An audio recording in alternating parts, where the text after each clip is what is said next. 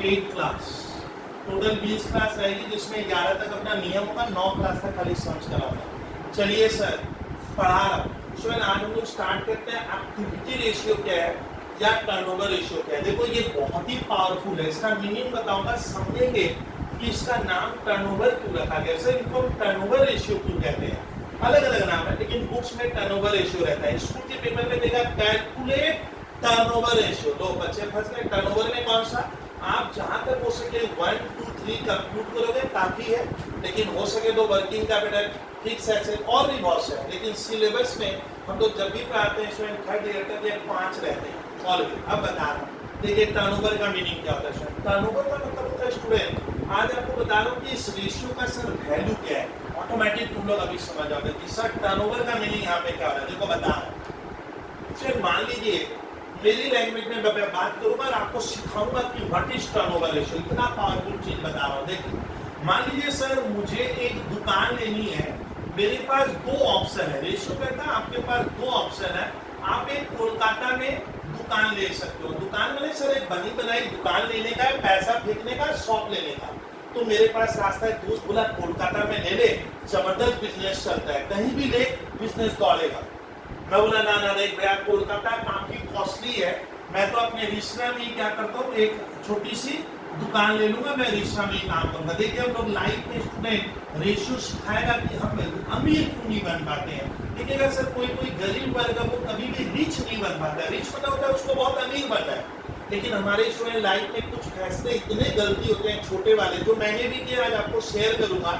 अब देखिए फर्क बता रहा हूँ। मेरे पास 2 ऑप्शन है, मैं कोलकाता में एक दुकान ले सकता हूँ, एक रिश्ता में ले सकता हूँ। रिश्ता में लालच आया, रिश्ता में मुझे 100 स्क्वायर फीट जगह चाहिए, रिश्ता का रेट है 4000 का रेट। तो मुझे रिश्ता में सर एक दुकान घर मैंने ले लिया। मैंने दोस्त का कहा देख भैया कोलकाता मेरे बस का नहीं है, मैं तो रिश्ता में एक छोटी सी जगह लेता हूँ और 4 लाख रुपया मेरा वहाँ पे टोटल खर्च हो रहा है, खाली मजेदार कहानी देती हूँ। तो सर मैं रिश्ता में 100 स्क्वायर फीट जगह लिया, कितने में, 4 लाख में।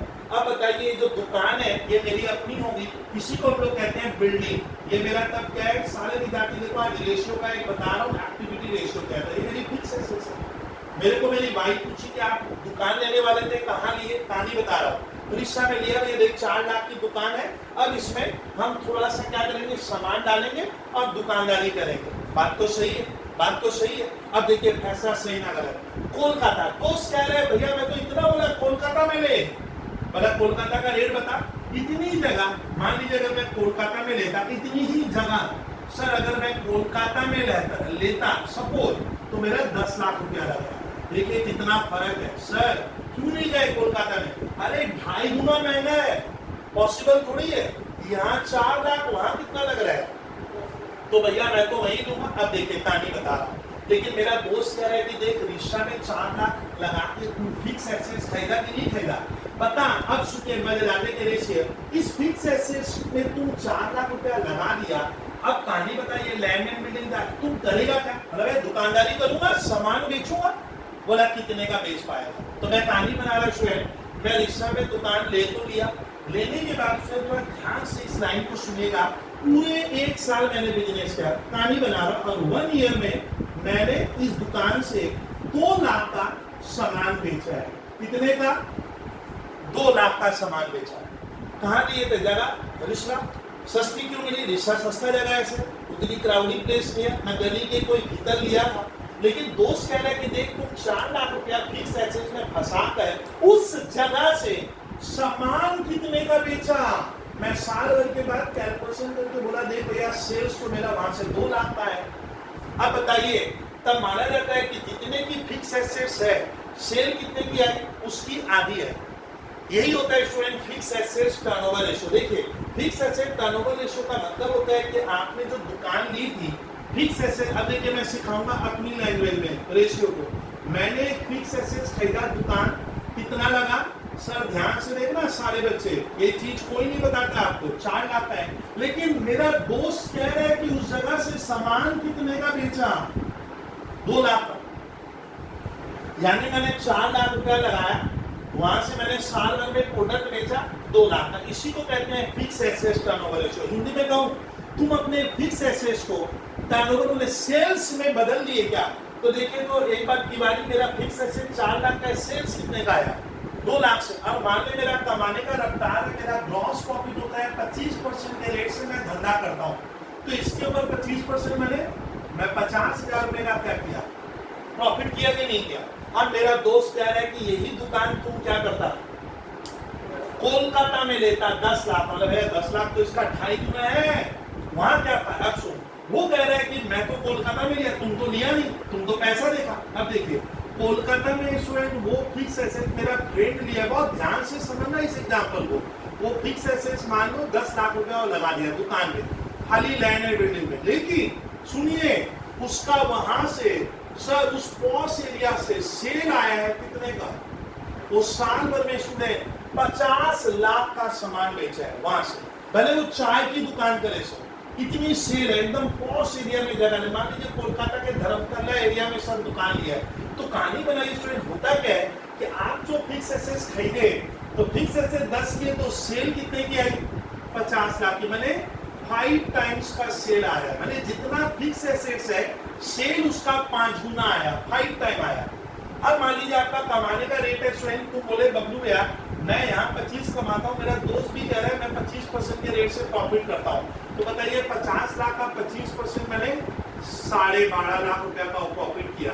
अब ध्यान से बुद्धि लगाओ, वो अपने फिक्स एसेट्स का पैसा क्या किया, पहले ही साल क्या कर लिया, रिकवर कर लिया, लेकिन मैं नहीं कर पाया। मेरा सेल आया खाली 2 लाख का, मैं कमाया कितना 50,000, फिक्स एसेट्स की दाम कितनी है, इसका ना स्टूडेंट यही रेशियो बहुत पावरफुल है स्टूडेंट। इसका ना मैंने आपको पढ़ाया, फिक्स एसेट टर्नओवर रेशियो का मतलब होता है कि तेरा जो फिक्स एसेट्स है जिसमें आप पैसा लगाए, आप कहाँ लगा रहे हो जानना बहुत जरूरी है। आप लगा पा रहे हो और आप ये देखिए उससे उस फिक्स एसेट से मैं सेल कितने का लाऊंगा, उस जगह से सेल कितने की होगी। तो हम बहुत बार लाइफ में ये वाला रेशियो क्या नहीं करते, देखते नहीं, हमने खाली दुकान लेना है, चलो रिक्शा में ले लेते हैं 4 लाख का। अब मालूम चला 4 लाख का दुकान लिया, सेल आई 2 लाख की, तो हमारे 25% के रेट से 2 लाख पे 50,000 रुपया, यानी मुझे अपना फिक्स एसेट्स को रिकवर्ड करने में, मतलब 4 लाख रुपया का प्रॉफिट लाने में 8 साल लगेगा। ध्यान से देखिए, 8 साल तक मेरा 4 लाख रुपया रिकवर नहीं होगा। अगर वही पैसा मैं थोड़ा एग्रेसिव हो जाऊँ, थोड़ा सा सर मैं पॉश एरिया में चला जाऊँ जहाँ प्रोडक्ट बिकता है, दुनिया बेको तो नहीं है, वहाँ चीजों का दाम फिक्स एसेट में बहुत पैसा लगा, पर सेल्स वहां से क्या होगा, बहुत ज्यादा का आएगा, और मालूम चलता है मैं अपने फिक्स एसेट्स का पैसा बहुत जल्दी रिकवर कर लूंगा। ये डिसीजन स्टूडेंट हमें लेते समय रेशियो ये सिखाता है कि आप देखिए कि आप जो फिक्स एसेट्स खरीदते हो उससे सेल्स कितने की जनरेट होगी, आप सेल्स कितने का लाओगे, ये होता है fix assets turnover ratio. Turnover का मतलब यहाँ पे सेल्स होता है। तो सर ये फॉर्मूला हम छात्र कैसे याद करते हैं, देखिए अब ये फॉर्मूला बच्चा वाला लगेगा, ऊपर लिखने का सेल्स और सर, अब नीचे क्या लिखोगे, पानी खत्म हो गया, देखिए इतना का काम फिक्स एसेट्स, यानी मेरी फिक्स एसेट्स में मैं कितना लगाया और उस जगह से मेरा सेल्स क्या हो रहा है, कितने का आ रहा है, मैं ये देखूंगा। जैसे मैंने बताया मैं रिक्शा में फिक्स एसेट्स में 4 लाख लगाया, लेकिन साल भर में उस जगह से मैंने सामान सिर्फ 2 लाख का बेचा, यानी सर मेरा सेल्स मेरा फिक्स एसेट्स का 50% है।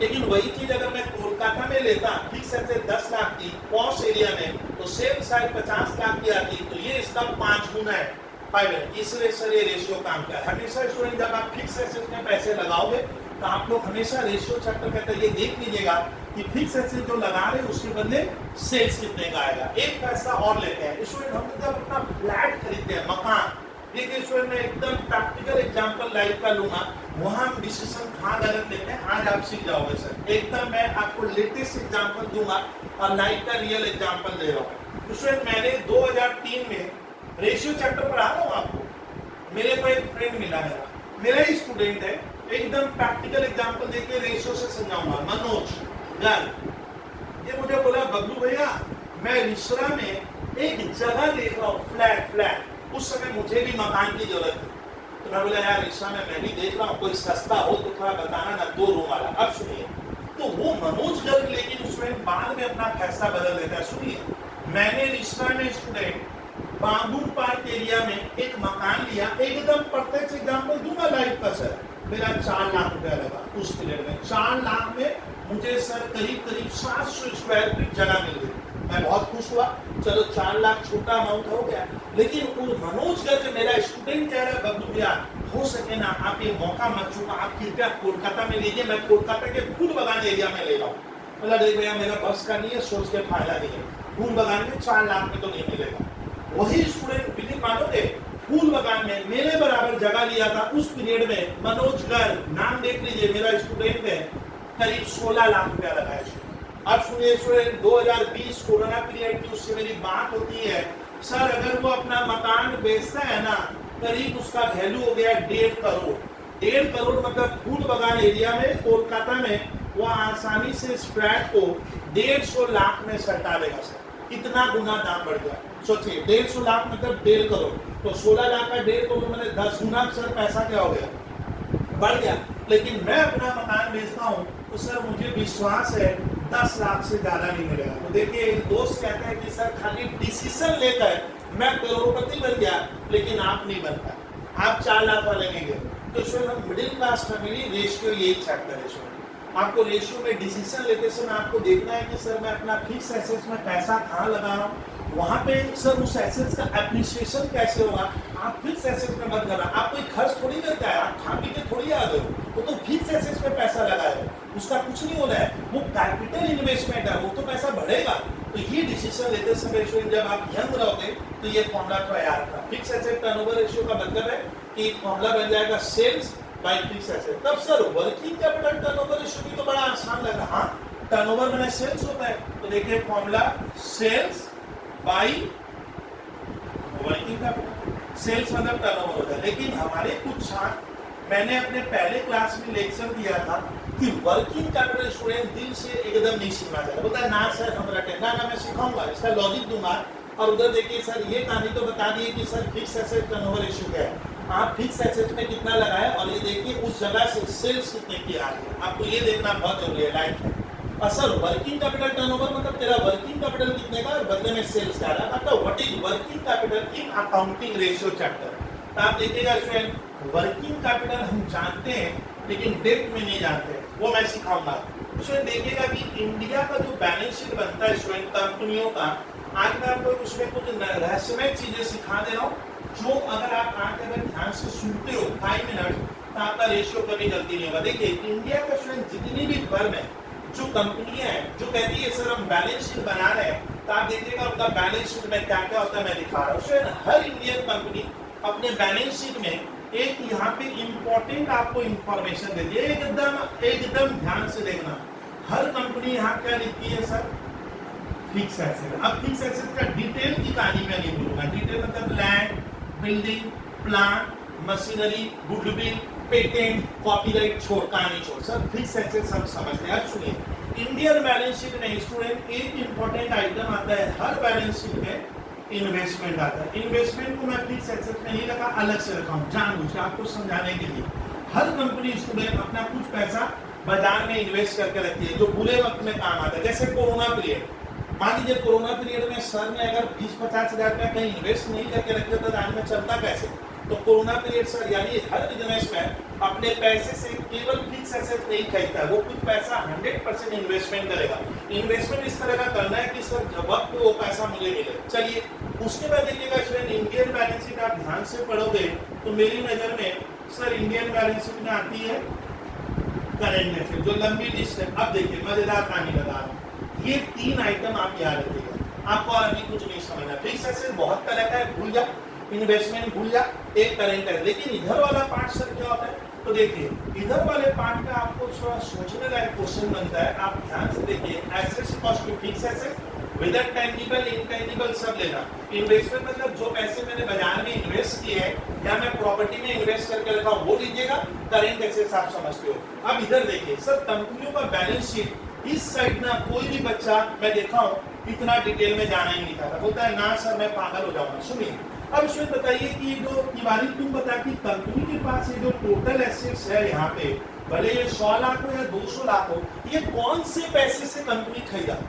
तो मालूम चलता है कंपनियां लोन लेती है, यानी हम जो स्टूडेंट एसेट्स खरीदते हैं कोई भी कंपनी, तो कंपनियां तो लोन लेती है बहुत जगह से। तो एक दोस्त कह रहा है कि सर जो टोटल एसेट्स कंपनी का है, कंपनी तो बहुत सारे लोन का पैसे से खरीदेगा। आप सुनिए, लोन दो तरह का होगा, थोड़ा ध्यान से देखिएगा। एक होगा स्टूडेंट, इस जगह पे मैं लिखूंगा, आप एकदम ध्यान से देखिएगा, लॉन्ग टर्म डेट, यानी हर कंपनियां स्टूडेंट क्या करती है, लंबे समय के लिए लोन लेती है, ये लॉन्ग टर्म डेट है। लॉन्ग टर्म डेट माने कंपनी जो पैसा बाहर वाले को 1 साल बाद देने का वादा की है, तो लॉन्ग टर्म हुआ। एक लेकिन उसमें होता है शॉर्ट टर्म डेट। मैं मजेदार कहानी दिखाऊंगा, देखिए क्या होता है। शॉर्ट टर्म डेट मतलब कंपनी के ऊपर वो लोन है जिसका पैसा कंपनी को 1 साल में देना है। इसी को इसमें रेशियो में हम लोग जब पढ़ाते हैं तो छात्र को कहते हैं कि तुम शॉर्ट टर्म डेट अगर याद नहीं रख पाता तो क्या ध्यान है, करेंट लायबिलिटी। अब देखिए मजेदार कहानी दिखा रहा हूं, अब सुनिए। मान लीजिए स्टूडेंट, इस कंपनी के पास फिक्स एसेट्स 100 लाख का है। आपको खाली कहानी देखनी है, सर गया बैठ कर। मान लीजिए सर इस कंपनी के पास इन्वेस्टमेंट है नहीं, मैं जानबूझकर आपको समझाने के लिए किया हूं, और इनके पास करेंट एसेट्स मान लो 100 लाख का है, तो बताइए तो इनके पास टोटल एसेट्स कितने की हुई, 200 लाख की हुई। अब जरा कहानी करो। अब आता है सर करेंट लायबिलिटीज कंपनी की, मान लीजिए स्टूडेंट 50 लाख की है, ये करेंट लायबिलिटी है, मतलब ये पैसा कंपनी को किसको देना है, रेशियो कहता है बाहर वाले को देना है, लेकिन कब, विद इन 1 ईयर। अब सुनिए, मान लीजिए कंपनी के ऊपर लॉन्ग टर्म डेट है स्टूडेंट 70 लाख, वो कंपनी 70 लाख का क्या किया है, बाहर वालों से लोन लेके रखा है। तो एक बार तिवारी बताइए, इस कंपनी के ऊपर टोटल डेट कितने का हुआ, टोटल डेट मैंने टोटल लोन कितने का है, तो टोटल में दोनों आएगा 70 लाख 120 लाख, लेकिन सर इधर तो 200 लाख हो रहा है। इसका तो माना जाता है कि बाद बाकी पैसा कौन लगाया, ये पैसा मैं गांव से लिया, ये पैसा भी बाहर वालों का है, तो बाद बाकी पैसा माना जाता है कंपनी के मालिक लगाए हैं, कंपनी के मालिक वाला पैसा यहाँ आता है, उसको स्टूडेंट रेशियो में कहा जाता है, कैपिटल नहीं कहते हैं। रेशियो में स्टूडेंट जो मालिक लोग पैसा लगाते हैं उसको शेयर होल्डर फंड कहते हैं। थोड़ा सुनिएगा, ये मजेदार कहानी बता रहा हूँ मैं, ये इजी पार्ट नहीं है, ये मालिक लोगों का पैसा है। तो मालिक लोग कितना लगाए, इससे इसको घटा दो, 80 लाख मालिक का। अब ये कहानी बता रहा हूँ सर, आप पढ़ा रहे थे हमें सडनली वर्किंग कैपिटल। देखिए वर्किंग कैपिटल किसको बोलते हैं, व्हाट इज वर्किंग कैपिटल। उसमें वर्किंग कैपिटल मतलब होता है कि किसी भी कंपनी में जो डे टू डे खर्चा लगता है, डे टू डे, उसी को कहते हैं वर्किंग कैपिटल। वर्किंग कैपिटल मैंने सर डे टू डे खर्च के लिए जो पैसा मुझे चाहिए वो होती है वर्किंग कैपिटल। अगर आपके पास वर्किंग कैपिटल नहीं है तो आप डे टू डे गाड़ी कैसे चलाओगे, तो वर्किंग कैपिटल क्या होती है मैं सिखाऊंगा।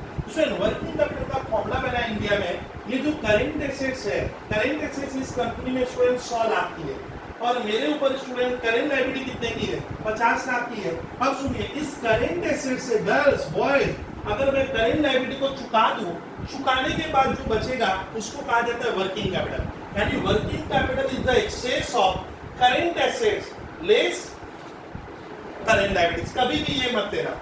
अब देखिए वर्किंग कैपिटल का फॉर्मूला, सर इस रेशियो को मैं पढ़ा नहीं रहा हूँ, ये बहुत इजी है। तो वर्किंग कैपिटल होता है सर डे टू डे पैसे जो डे टू डे खर्च लगते हैं उसके लिए। देखिए वर्किंग कैपिटल का फॉर्मूला है current assets minus current liabilities. एक बार कृपया देखिए ना आप लोग। अब देखिए तो आप तिवारी बता, वर्किंग कैपिटल का मतलब होता है तेरे पास करेंट एसेट 100 लाख की है, उस वजह से अगर मैं क्या करूँ, हाँ करेंट लायबिलिटी लेना है, मैंने ये नहीं लेना है, ये नहीं लेना है, इसको चुकाने के बाद जो बचेगा वो वर्किंग कैपिटल, उसी से मेरा डे टू डे खर्चा चलता है। सब प्रूफ कर देंगे। मैंने प्रूफ किया था कि घर में बाबूजी की सैलरी 20,000 रुपये, तो पापा 20,000 रुपये क्या किए, नगद लाए, कैश लाए। लाती मान लीजिए जो हमारी मदर है घर की, पापा के हाथ में दे दी, देखिए आप 20,000 रुपया लाए हैं, दूध वाले का 2,000 का बिल आया हुआ है, इलेक्ट्रिसिटी 1,000 का आया है, बच्चा कह रहे हैं 2,000 टीचर को स्कूल को देना है। तो घर की मम्मी क्या सोचती है कि बाबूजी की तनख्वाह 20,000 रुपया है, 20,000 को मैं मानूंगा करेंट एसेट्स, ये कैश है। और अभी मेरे बिल कितना आया, दूध वाले का 2,000, सर इलेक्ट्रिसिटी का 1,000, स्कूल वाले का 2,000। मम्मी कह रही है ये पैसा ड्यू हो गया, आप दे दीजिए।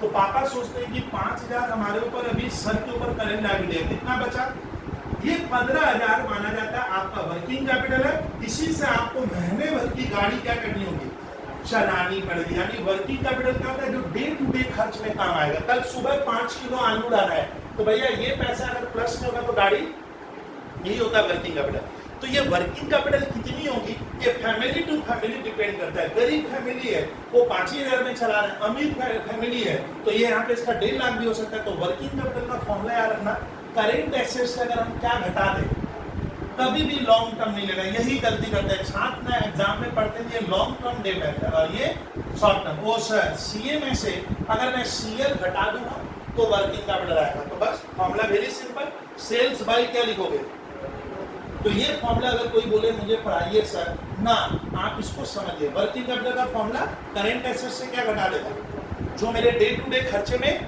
काम आएगा। कोई पूछे सर मैं समझता नहीं, तो मैं तो ऐसे ही सीखा था कि मेरी बाबूजी और मेरे पापा अगर 20,000 रुपया कमाते हैं और घर में 5,000 का बिल आके बैठा हुआ है दूध वाले का इलेक्ट्रिक घर, तो बाबूजी सोचते हैं 20 में से 5 देने के बाद घर में क्या बचा। ये है वर्किंग कैपिटल, इसी से आपका पूरा महीने भर का गाड़ी आपको अब क्या करना है, तो ये वर्किंग कैपिटल। ये प्लस होगा ना माइनस होगा, ये माइनस भी हो सकता है अगर आपका करेंट लायबिलिटी ज्यादा है। तो वर्किंग कैपिटल में भी पॉजिटिव और में भी क्या नेगेटिव, बट मैं मानती हूँ।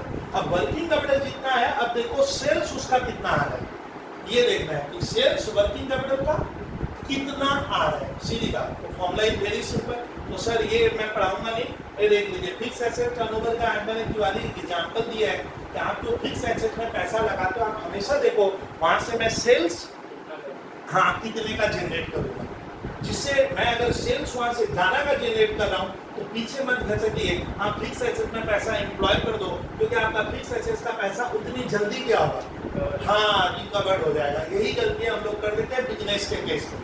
चलिए सर तीसरा, आज आपको जो सर सिलेबस में सबसे ज्यादा आता है कौन सा, ये खतरनाक है। आज मैं इसको डिटेल में लूंगा, अगले क्लास में नहीं ले पाया था, इसका सम भी करा देगा। देखिए inventory turnover student Daga, inventory turnover is the most powerful ratio इस सेक्शन में। ये तो बोर्ड में ये और ये मान ले कितनी बार पूछता है, भरोसा नहीं है, कारण है इसका पूछना, बता रहा हूं। इन्वेंटरी टर्नओवर का दर्श मतलब होता है कि मेरे पास जो स्टॉक है उसको मैं खरीदता हूँ, क्यों, बेचने के लिए।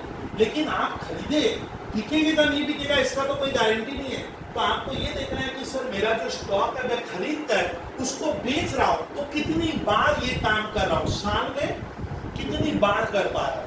तो मुझे ये मालूम करना है कि मेरा कौन सा स्टॉक खरीदते ही बिक रहा है, कौन सा स्टॉक खरीदे बट 2 महीना नहीं बिका, कोई स्टॉक मैंने खरीदा पता चला 4 महीना नहीं बिका, और कोई स्टॉक खरीदे तो शायद हो सकता है 1 साल ना बिके। तो हमें क्या करना पड़ता है ना, जितनी भी मेरे पास स्टॉक है, जितना भी अलग अलग टाइप का इन्वेंट्री है, सबका हमें मालूम है अलग अलग रेशियो निकालना पड़ता है।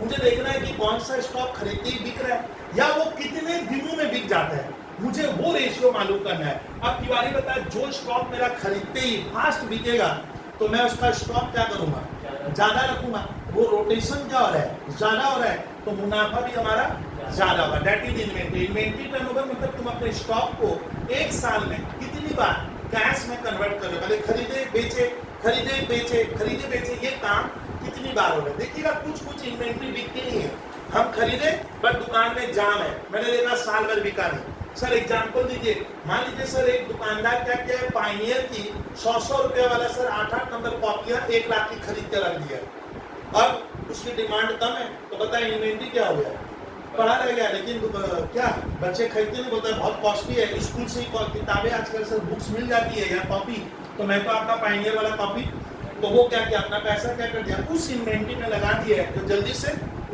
बिके, इससे इस रेशियो को निकालते हैं। लेकिन सवाल उठता है कि सर इन्वेंट्री टर्नओवर रेशियो में यहाँ पे जो टर्नओवर है ना, इसका मीनिंग यहाँ पे सेल्स नहीं लगाया गया, यही सोचने लायक है। इस फॉर्मूला में सेल्स था, इस फॉर्मूला में सेल्स था, इसीलिए फॉर्मूला गलत होता है। एक छात्र बोलता है बबलू भैया मैं तो फॉर्मूला सीख गया, इन्वेंट्री टर्नओवर मतलब सेल्स बाय इन्वेंट्री ना। इन्वेंट्री टर्नओवर में यही सोचने लायक है कि इन्वेंट्री का मतलब आपके पास जो स्टॉक होता है स्टूडेंट, स्टॉक का 2 प्राइस होता है। देख मैं आज सिखाऊंगा।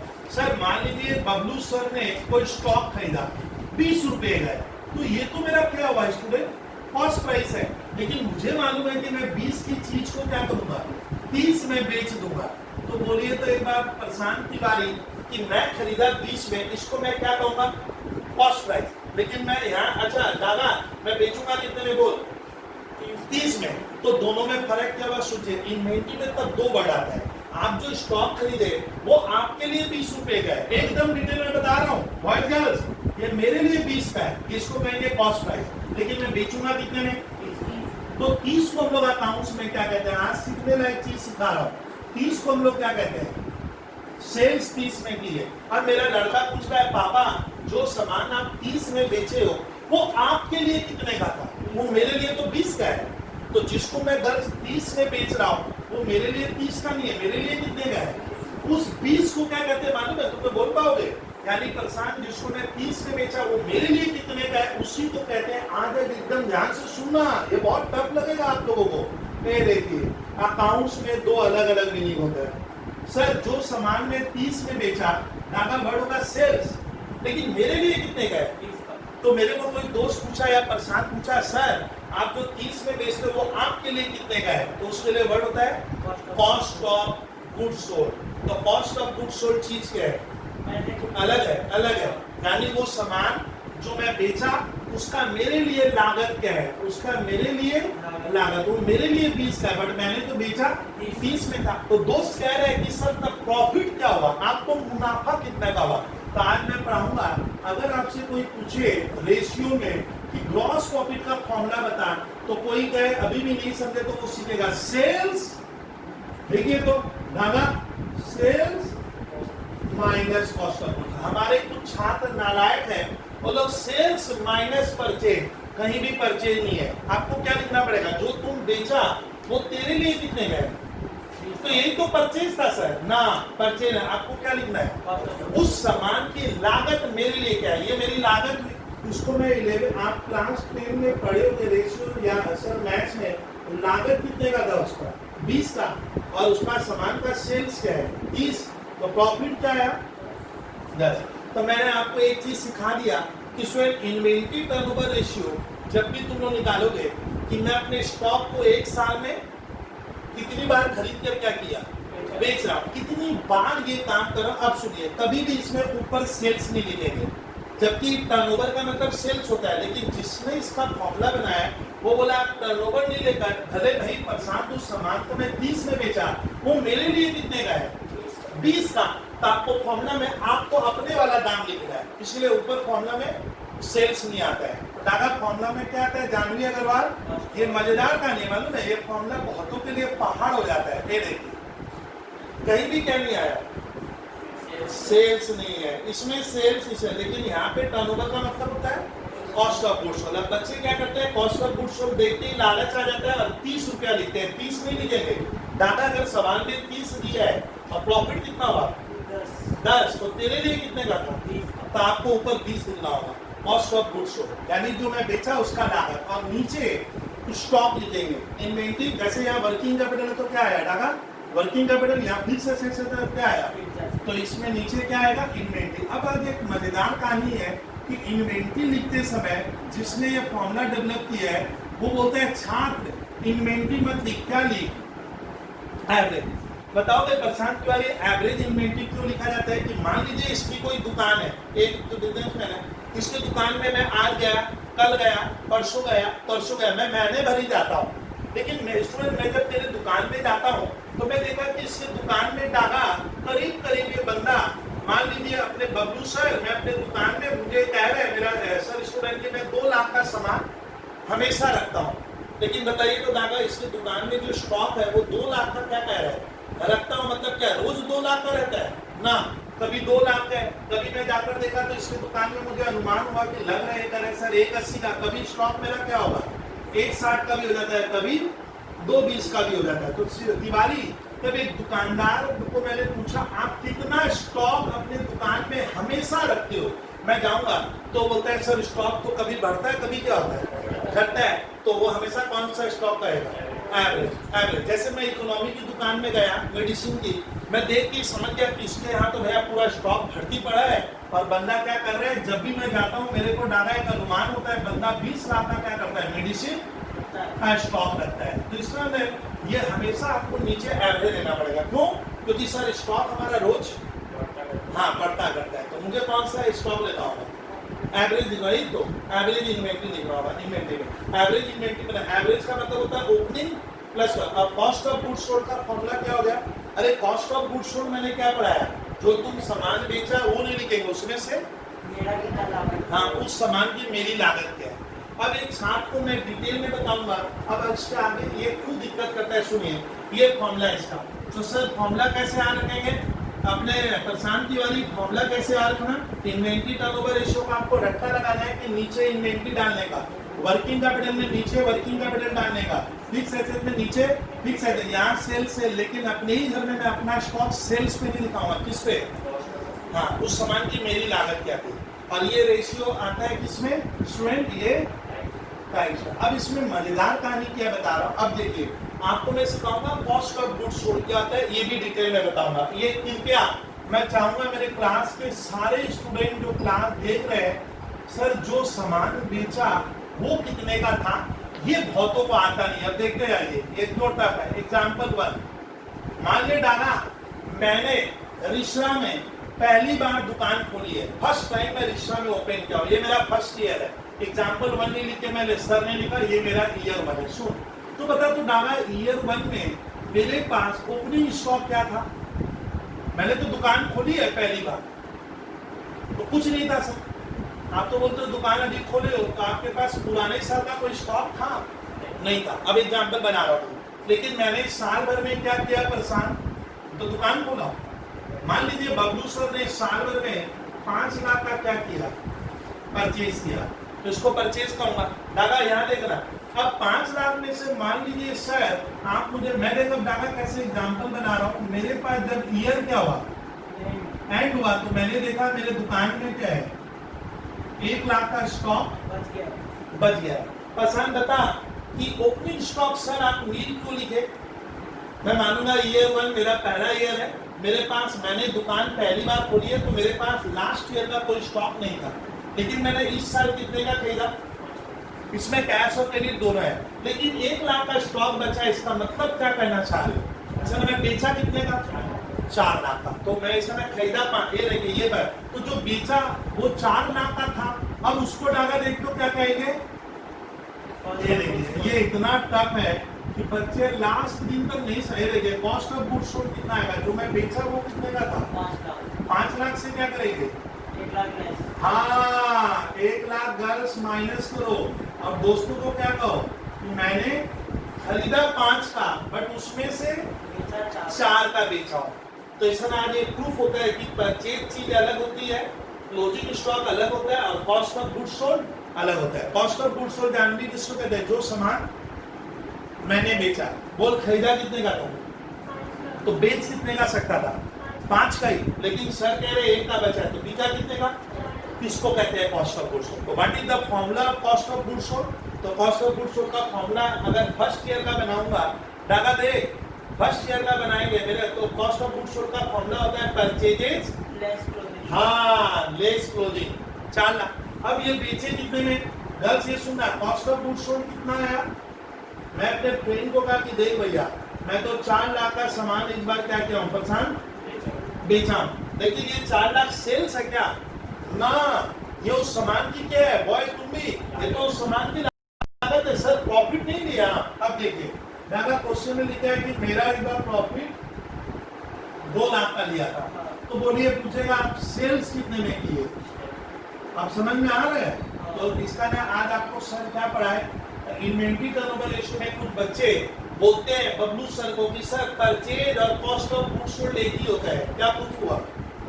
अलग अलग है, समझ गए। कॉस्ट ऑफ गुड्स सोल्ड विद्यार्थी किसको कहते हैं, जो सामान में बेचा वो मेरे लिए कितने का था, तो मेरे लिए 5 का नहीं है, उसमें से 1 बचा हुआ है, तो सामान कितने का बेचे, अच्छा 4 की चीज का 4 नहीं बेच देंगे ना सर, प्रॉफिट लिखा हुआ है सामान में मैं 2 लाख का लिया। तो दादा आज मैं फॉर्मूला बनाऊंगा, what is the formula of sales. मैंने एक छात्र को बोला तू मुझे पढ़ा दे भैया सेल्स का क्या फॉर्मूला है, what is the formula of sales. तो रेशियो में सेल्स का फॉर्मूला बहुत टफ है, अभी भी कुछ को डाउट रहेगा वो मुझसे 4 बार पूछेगा, कुछ भाई परेशान, सेल्स कॉस्ट टू जो बेचा वो सामान कितने का था, देख मैंने परचेज उर्चेज नहीं लिखा, सीधा क्या लिखा, कॉस्ट ऑफ गुड्स सोल्ड, जो बेचे वो 4 का, मुनाफा कितना लिए, ओ सर सेल्स आ गया कि नहीं आ गया। अब आते हैं सर ये समझ में आ रहा है एकदम क्लियर, ये थोड़ा टफ लगेगा सर, ग्रॉस प्रॉफिट का फॉर्मूला क्या है रेशियो में, ग्रॉस प्रॉफिट का फॉर्मूला ऐसे नहीं हो सकता, मैंने बेचा कितने में डाला, 6 लाख में, वो मेरे लिए कितने का था सामान, 4 लाख 4 ना 5 का है? 4 एक का तो बता, तो 4 का था। तो सर प्रॉफिट का फॉर्मूला होगा सेल्स माइनस क्या लिख सकते हो?